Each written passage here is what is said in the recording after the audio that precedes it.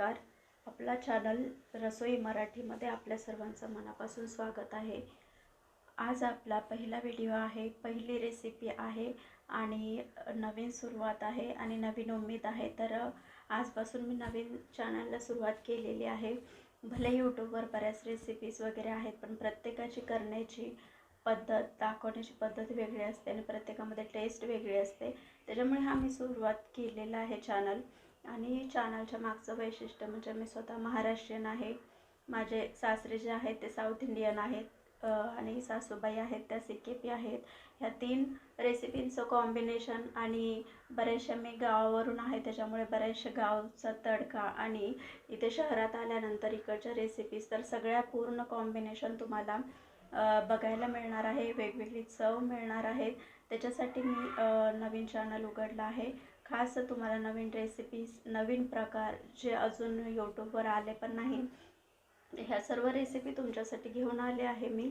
तर माझ्या रेसिपीज आवडत असेल तर प्लीज मला लाईक आणि सबस्क्राईब करायला विसरू नका, कारण बऱ्याच मेहनत करून आम्ही हे व्हिडिओ बनवत असतो फक्त तुमच्यासाठी.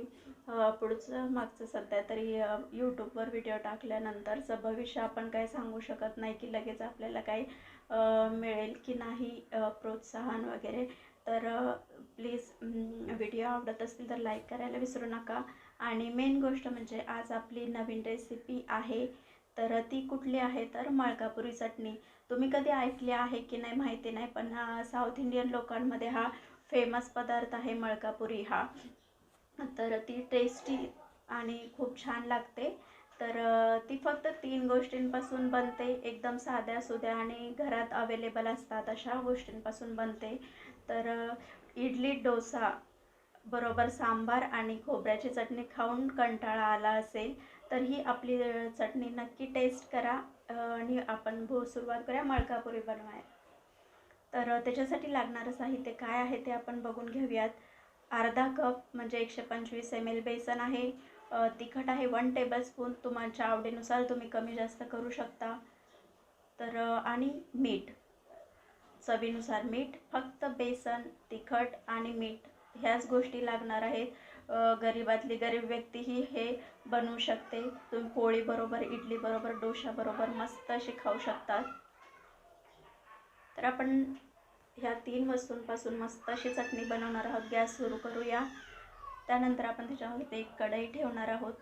कढई थोडीशी गरम झाल्यानंतर आपण त्याच्यामध्ये टाकणार आहोत बेसन.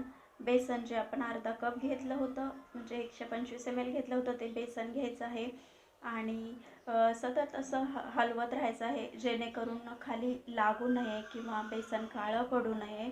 याच्यासाठी सतत आपल्याला हलवत राहायचं आहे. किती मिनटं? 2 ते 3 मिनटं आपल्याला व्यवस्थित सतत हलवत राहायचं आहे. जोपर्यंत त्याचा मस्त खमंग असा वास येत नाही तोपर्यंत आपल्याला ते मिक्स करत राहायचं आहे.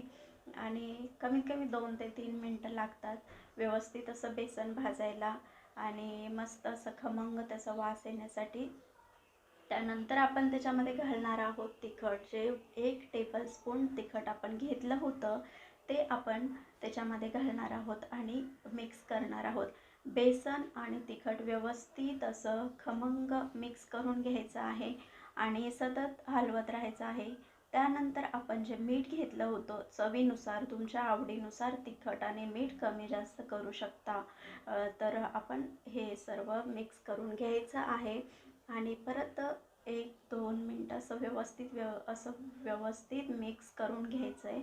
आणि ही आपली मस्त अशी 2 मिनिट व्यवस्थित अशी तयार आहे चटणी. ही आपली चटणी मलकापुरी तयार आहे. तुम्ही खाऊन बघा, आवडलं तर लाईक आणि सबस्क्राईब करायला विसरू नका.